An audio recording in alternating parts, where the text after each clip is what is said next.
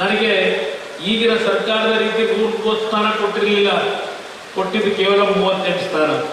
ಆಗ ಬೇರೆ ಪಕ್ಷದಲ್ಲಿ ಸರ್ಕಾರ ಮಾಡಲಿಕ್ಕೆ ನನ್ನ ಸಂಖ್ಯೆ ಏನಿದೆ, ನಮ್ಮ ಮನೆ ಬಾಗಿಲಿಗೆ ಬಂದಂಥದ್ದೇನಿದೆ, ಅದರ ಹಿನ್ನೆಲೆಯಲ್ಲಿ ಸರ್ಕಾರ ಮಾಡಿದಾಗ ನಾನು ರೈತರ ಸಾಲ ಮನ್ನಾ ಮಾಡಿಕೊಡ್ತೀನಿ ಅಂತ ಘೋಷಣೆ ಮಾಡಿದ್ದೆ. 25,000 ಕೋಟಿ ರೂಪಾಯಿಗಳನ್ನ ರೈತರ ಸಾಲ ಮನ್ನಾಗೆ ಹಣವನ್ನು ಕೊಟ್ಟಂಥದ್ದೇನಿದೆ, ದಯವಿಟ್ಟು ನೀವು ನೆನೆಸ್ಕೊಳ್ಳಿ. ಯಾರು ರೈತರ ಪರವಾಗಿದ್ದಾರೆ, ಈ 5 ಗ್ಯಾರಂಟಿಯ ಕಾರ್ಯಕ್ರಮ, ಅದರಿಂದ 2,000 ರೂಪಾಯಿ ತಿಂಗಳು ಕೊಡೋದ್ರಿಂದ ನಿಮ್ಮ ಕುಟುಂಬದ ಸಮಸ್ಯೆಗಳ ಬಗೆಹರಿತದ. ನಿಮ್ಮ ಕುಟುಂಬದ ನನ್ನ ತಾಯಂದರಿಗೆ, ಸಹೋದರಿಯರಿಗೆ ಮನವಿ ಮಾಡಿ. ನಮ್ಮ ಕಾರ್ಯಕ್ರಮ ಏನಿತ್ತು, ನಾನೇನು ಘೋಷಣೆ ಮಾಡಿದ್ದೆ 2023 ಚುನಾವಣೆಯಲ್ಲಿ, ಈ ರಾಜ್ಯದಲ್ಲಿ ಪ್ರತಿ ಗ್ರಾಮ ಪಂಚಾಯಿತಿಯ ಕೇಂದ್ರ, ಇವತ್ತು ರಾಜ್ಯದಲ್ಲಿ 6,000 ಗ್ರಾಮ ಪಂಚಾಯಿತಿಗಳೇನಿದ್ದಾವೆ, ಆ ಗ್ರಾಮ ಪಂಚಾಯಿತಿ ಕೇಂದ್ರಗಳಲ್ಲಿ ಈ ರೀತಿಯ ಒಂದು ಉಗ್ರಾಣಗಳನ್ನ ಕಟ್ತಕ್ಕಂಥದ್ದು, ಹವಾನಿಯಂತ್ರಿತವಾದಂತಹ ಯಾವ ಒಂದು ಕೋಲ್ಡ್ ಸ್ಟೋರೇಜ್ಗಳನ್ನ ಪ್ರತಿ ಗ್ರಾಮ ಪಂಚಾಯಿತಿಯಲ್ಲಿ ನಿರ್ಮಾಣ ಮಾಡತಕ್ಕಂಥದ್ದು, ಅದರ ಮುಖಾಂತರ ನನ್ನ ರೈತರು ಬೆಳೆದಂತ ಬೆಳೆ, ಬಂಡಪ್ಪನವರು ಕೂತಿದ್ದಾರೆ, 2018-19 ನಾವೊಂದು ತೀರ್ಮಾನ ಮಾಡೋದು.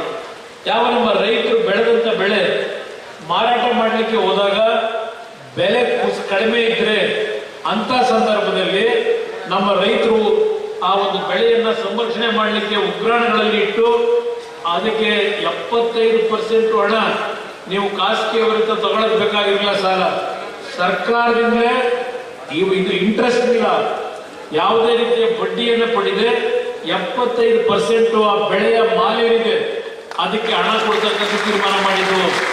ಅದ್ರ ಜೊತೆಗೆ ಸಾಗಾಣಿಕೆ ವೆಚ್ಚ ಸರ್ಕಾರವೇ ಕೊಡಬೇಕು ಅಂತಕ್ಕಂಥ ನಿರ್ಧಾರ ಮಾಡಿದ್ದು.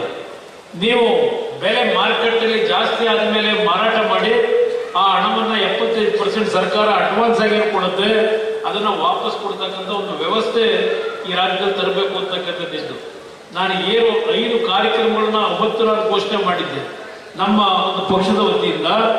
ಯಾವ ನನ್ನ ರೈತರು ಯಾವ ರೀತಿಯ ಬೆಳೆಯನ್ನ ಬೆಳಿಬೇಕು, ಪ್ರತಿಯೊಂದು ಪಂಚಾಯತಿ ಕೇಂದ್ರದಲ್ಲಿ ಯಾವ ಭಾಗದಲ್ಲಿ ಎಷ್ಟು ಬೆಳೆ ಇದೆ, ಎಲ್ಲಿಗೆ ನೀವು ಬೆಳೆದಂತ ಬೆಳೆಯನ್ನ ಸಾಗಿಸಬೇಕು, ಹಾಗೂ ಯಾವ ರೀತಿಯ ಪ್ಯಾಕೇಜಿಂಗ್ ಸಿಸ್ಟಮ್ಗಳನ್ನು ತರಬೇಕು, ಹೀಗೆ ಪ್ರತಿ ಪಂಚಾಯತಿ ಕೇಂದ್ರದಲ್ಲಿ ಆ ಕಾರ್ಯಕ್ರಮವನ್ನು ತರಬೇಕು ಅಂತಕ್ಕಂಥದ್ದು ಒಂದು ಕಾರ್ಯಕ್ರಮ. ನನ್ನ ರೈತರು ಸಾಲಗಾರರಾಗಬಾರದು, ನೀವು ಬೆಳೆದಂತ ಬೆಳೆಗೆ ನೀವು ಬದುಕ್ತಕ್ಕಂಥದ್ದಕ್ಕೆ ಗೌರವಿತವಾದಂಥ ರೀತಿಯಲ್ಲಿ ನಿಮ್ಮ ಬದುಕನ್ನು ಸೃಷ್ಟಿ ಮಾಡಿಕೊಡ್ಬೇಕು ಅಂತಕ್ಕಂಥ ಒಂದು ದೊಡ್ಡ ಮಟ್ಟದ ಯೋಜನೆಯನ್ನು ತರಬೇಕು ಅಂತ ಇದ್ದಂಥದ್ದು.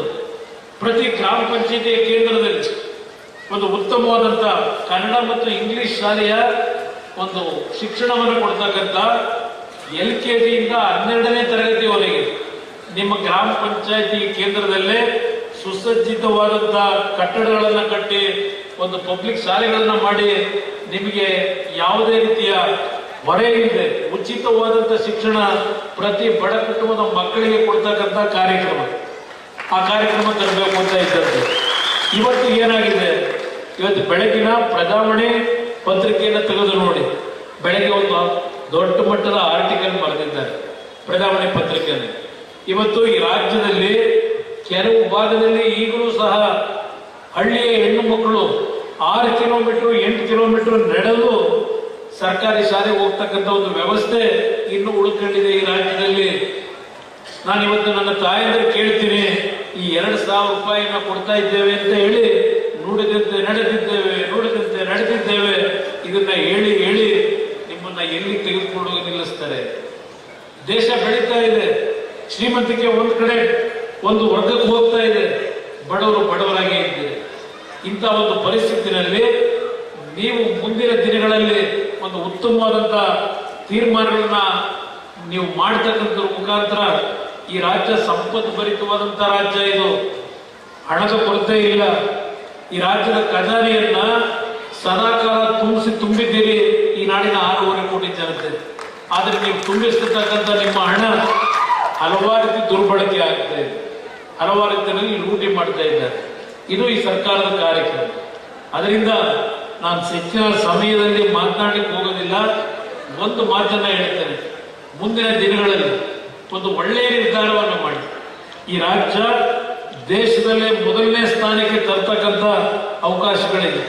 ಯಾವುದು ತುಂಗಭದ್ರಾ ಡ್ಯಾಮು ಏನೋ ನಾವು ಗೇಟ್ ಹಾಕ್ತೀವಿ ಅಂತೇಳಿ ಈ ವರ್ಷ ನಮ್ಮ ರೈತರು ರಾಯಚೂರು ಕೊಪ್ಪಳ ಭಾಗದಲ್ಲಿ ಬಳ್ಳಾರಿ ಭಾಗದಲ್ಲಿ ಬೆಳೆನೇ ಬೆಳಿಲಿಕ್ಕಾಗಲಿಲ್ಲ.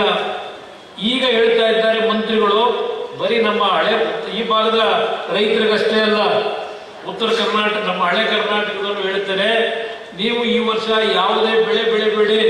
ಸದ್ಯ ನಮ್ಮ ಅರಮಟ್ಟಿ ಭಾಗದಲ್ಲಿ ಪುಣ್ಯಾತ್ಮರು ಬದುಕ್ತೀರಿ ಅನ್ನೋ ಸದ್ಯ ಒಳ್ಳೆ ಮಳೆಯಾಗಿ ಡ್ಯಾಮ್ ತುಂಬಿದೆ. ಆ ಡ್ಯಾಮ್ ತುಂಬಿ ಆ ನೀರನ್ನ ನೀವು ನೋಡ್ತಾ ಇರಲಿಕ್ಕೆ ಕಾರಣ ಸನ್ಮಾನ್ಯ ದೇವೇಗೌಡರು ಅನ್ನೋದನ್ನು ಮರೆಬೇಡಿ.